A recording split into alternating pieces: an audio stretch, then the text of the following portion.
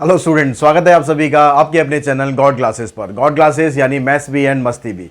तो बच्चों, सीयूटी की एग्जाम की जो प्रिपरेशन आप लोग कर रहे हैं उसके लिए जो हमारी सीरीज चल रही है super 30 MCQ series plus basic concept, तो उसमें आज हम लास्ट टॉपिक डिस्कस करने वाले हैं फाइनेंशियल मैथमेटिक्स। सारे के सारे चैप्टर ऑलरेडी हम कर चुके हैं। अगर आपने नहीं देखे हैं, मिस कर दिए हैं या लेट आपने प्रिपरेशन करी है तो भी कोई टेंशन की बात नहीं। इसी की प्लेलिस्ट में आप चले जाएंगे इसी वीडियो की, तो उस प्लेलिस्ट के अंदर आपको सारा का सारा कंटेंट मिल जाएगा और आप तैयारी आज से और अभी से स्टार्ट कर सकते हैं अगर अभी तक स्टार्ट नहीं करी है। और अगर कंटिन्यूसली आप लोगों ने पहले कर रखी है तो एक चैप्टर और आज हम खत्म करने वाले हैं। इसके बेसिक कंसेप्ट्स के बारे में बात करेंगे, बेसिक फार्मूलाज के बारे में बात करेंगे। तो ये टॉपिक ऐसा था जो आपने टर्म 2 के अंदर भी पढ़ा था, तो काफ़ी कुछ ऐसा है जो आपको याद होगा, काफ़ी कुछ ऐसा है जो मैं आपको याद करा दूंगा। तो इस तरह से हम मिलजुल कर आप आज इस टॉपिक को ख़त्म करने वाले हैं। तो बेसिक कंसेप्ट्स के अंदर अगर हम बात करें तो सबसे पहले अगर हम बात कर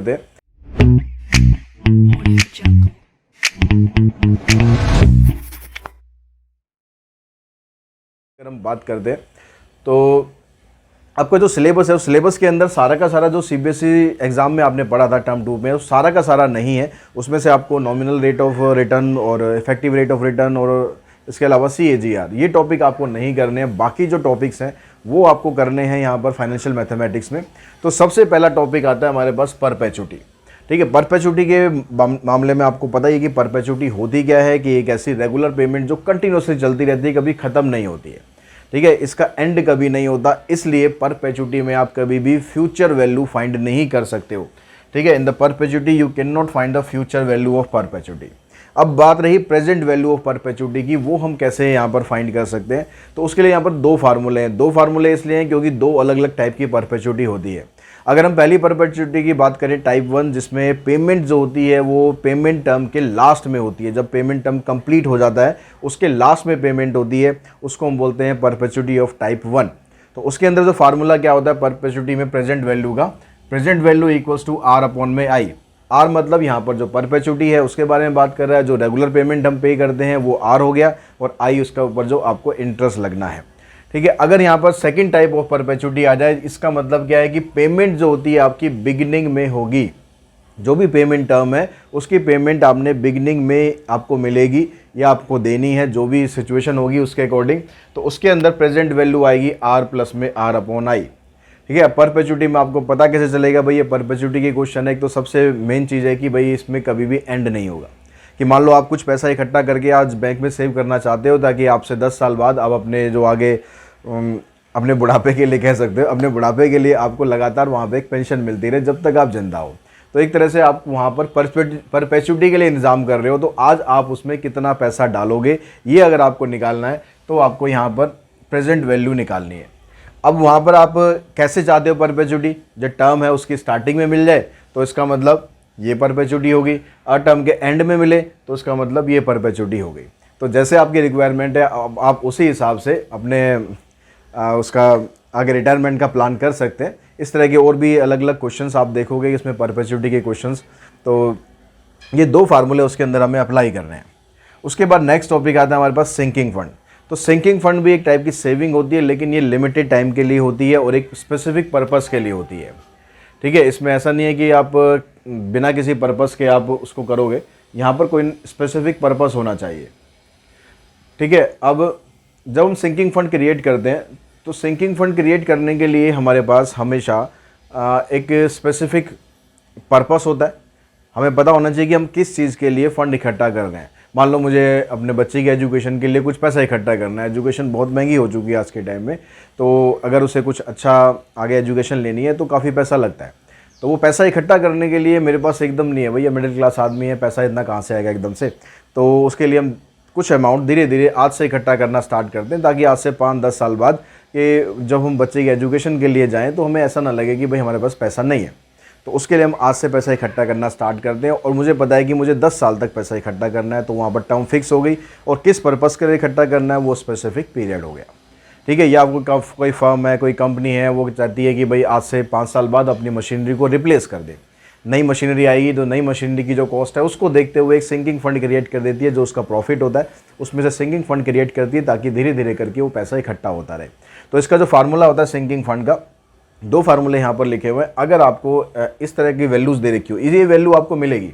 ठीक है, 1 प्लस में यहाँ पर ये 1 आएगा, I लिखा रह गया। यहाँ पर फार्मूले के अंदर यहाँ पर होगा 1, ठीक है, 1 प्लस में i raise to power n। अगर आपको इसकी वैल्यू मिली होगी तो आपको ये वाला फार्मूला यूज़ करना है। आर का मतलब वही हो गया जो रेगुलर पेमेंट आप करते हो, ए का मतलब अमाउंट फॉर सिंकिंग फंड, नीचे यहाँ पर आई आ रहा है। अगर हमें इस तरह से जो फ्यूचर वैल्यू ऑफ परपेचुइटी है इसकी वैल्यू अगर मिले हमें एस एन अपॉन में आई, एन का मतलब वही टाइम होगा, आई का मतलब इंटरेस्ट। तो इसके हिसाब से अगर हमें पैसा मिले तो हम इसके हिसाब से यहाँ पर ये वाला फार्मूला यूज़ करेंगे। तो आपको ये देखना है कि आपको फार्मूला कौन सा यूज़ करना है, ये वाला यूज़ करना है, ये वाला यूज़ करना है। ज़्यादातर क्वेश्चंस में यही वाला फार्मूला यूज़ होगा, लेकिन कहीं कहीं अगर ऐसा मिल जाए तो उससे आपको परेशान होने की ज़रूरत नहीं है, आपको उसके अंदर सिर्फ आर मल्टीप्लाई करना है। अब उसके बाद जो नेक्स्ट टॉपिक की हम बात करते हैं। अच्छा, आगे बढ़ने से पहले सिंकिंग फंड और सेविंग फंड का जो डिफरेंस है ये भी हम थोड़ा सा समझ लेते हैं। सिंकिंग फंड और सेविंग फंड दोनों ही हमारी सेविंग होती है, दोनों ही हमारा पैसा होता है, दोनों ही हमें यूज़ करना होता है। लेकिन सिंकिंग फंड एक स्पेशल पर्पस के लिए यूज़ होता है और उसके लिए एक टाइम पीरियड फिक्स होता है कि आप इतने साल के लिए सिंकिंग फंड क्रिएट कर रहे हो। लेकिन सेविंग अकाउंट जो होता है वो हमारा पैसा भैया, जब मर्जी जब ज़रूरत हो वहाँ से आप पैसा निकाल सकते हो और कितना भी निकाल सकते हो, कोई ऐसा लिमिट नहीं है। जितनी आपके पास सेविंग है उससे ज़्यादा नहीं निकाल सकते, जितना आपके पास अकाउंट में है उतना ही आप निकाल सकते हो।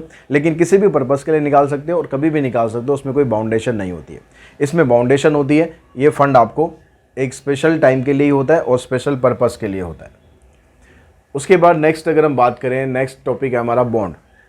अब बॉन्ड में क्या होता है कि जैसे कोई कंपनी है, वो कंपनी अपना बॉन्ड इशू करती है। जब बॉन्ड इशू करती है कंपनी तो आपको कुछ वो प्रॉमिस करती है कि भाई इतना आपको डिविडेंड मिलेगा। तो वो डिविडेंड जो मिलेगा वो यहाँ पर आप कूपन रेट भी कह सकते हो उसे, और डिविडेंड भी आप कह सकते हो। और इसके अलावा अगर आप बॉन्ड को पूरे टाइम तक होल्ड करके रखते हो, अपने पास रखते हो, तो जितने में आपने बॉन्ड खरीदा था वो पैसा तो आपको मिलेगा, जो आपको प्रॉफिट मिलना है वो तो मिलेगा, लेकिन उसके साथ में एक यील्ड टू मैच्योरिटी यानी मैच्योरिटी पर एक जो परसेंटेज अमाउंट आपको मिलना होता है वो भी आपको वहाँ पर बेनिफिट मिलेगा अगर आप पूरे टाइम तक बॉन्ड को होल्ड करते हो। तो जब हम उसकी प्रेजेंट वैल्यू निकालते हैं बॉन्ड की, अब कंपनी ने बॉन्ड अपना लॉन्च कर दिया, मार्केट में उसकी वैल्यू क्या है, फेयर वैल्यू क्या है, तो उसके लिए हमारे पास फार्मूला ये होता है सी का मतलब यहाँ पर कूपन पेमेंट है। अब कूपन पेमेंट जब आप निकालेंगे तो उसके लिए जो फार्मूला होता है, कूपन पेमेंट हमेशा किस पर निकलेगी, जो फेस वैल्यू होगी बॉन्ड की उस पर।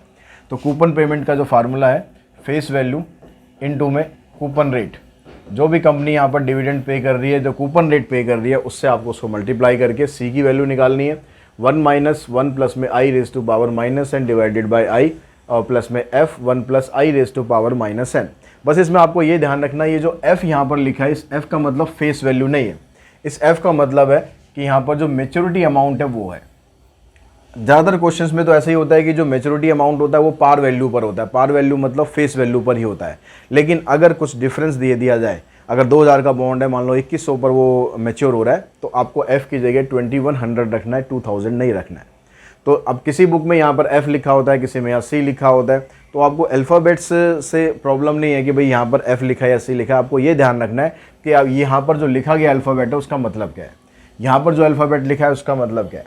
सी का मतलब यहाँ पर हम कूपन रेट को ले रहे हैं, कूपन पेमेंट को ले रहे हैं, और एफ़ का मतलब यहाँ पर जो मैच्योरिटी अमाउंट है उसको ले रहे हैं। अगर मैच्योरिटी अमाउंट पार वैल्यू है तो फेस वैल्यू के बराबर ही रख देंगे, अगर मैच्योरिटी अमाउंट उससे ज़्यादा है, कम है, तो हम उस पर वो वैल्यू यहाँ पर रख देंगे। अब इसके अलावा जो यील्ड टू मैच्योरिटी का फार्मूला होता है, ये यील्ड टू मैच्योरिटी का फार्मूला है कूपन पेमेंट प्लस में एफ मतलब future value minus present value, face value minus present value divided by N. नीचे आ गया फिर face value plus present value divided by 2। इससे आपको जो वैल्यू मिलेगी वो अप्रोक्स YTM मिलेगा, एग्जैक्ट YTM नहीं मिलेगा। तो अगर यहाँ से ये कुछ स्पेशल कंडीशन, इन कंडीशंस को ध्यान रखना है, इन कंडीशन से रिलेटेड भी क्वेश्चंस आ सकते हैं। तो यहाँ पर कहता है कि अगर I% यानी यील्ड टू मैच्योरिटी अगर कूपन रेट से कम होगी, यील्ड टू मैच्योरिटी अगर कूपन रेट से कम होगी तो जो फेस वैल्यू है उसकी वो कम होगी, यानी आप ये कह सकते हो कि जो प्रेजेंट वैल्यू है वो फ्यूचर वैल्यू से ज़्यादा हो जाएगी। अगर ये कहता है कि भाई I% मतलब yield to maturity coupon rate से ज़्यादा होगा, तो उस केस के अंदर जो प्रेजेंट वैल्यू है वो कम हो जाएगी। यानी R% अगर ज़्यादा होगा तो प्रेजेंट वैल्यू ज़्यादा हो जाएगी, और R% कम होगा तो प्रेजेंट वैल्यू कम हो जाएगी। सीधा आप ऐसे हिसाब किताब याद रखो, यहाँ पर R% ज़्यादा है तो प्रेजेंट वैल्यू ज़्यादा है, R% यहाँ कम है तो प्रेजेंट वैल्यू यहाँ पर कम है। और अगर दोनों बराबर होंगे फिर तो कोई पंगा नहीं है, तो उस केस में तो प्रेजेंट वैल्यू और फ्यूचर वैल्यू दोनों आपस में आपकी बराबर होंगी। तो इन कंडीशंस का आपको ध्यान रखना है, इससे रिलेटेड भी क्वेश्चन इसमें आ सकते हैं। उसके बाद आता है डेप्रीशिएशन का कंसेप्ट। डेप्रीशिएशन में कहता है तो लीनियर मेथड या स्ट्रेट लाइन मेथड, यही मेथड आपको दिया गया है।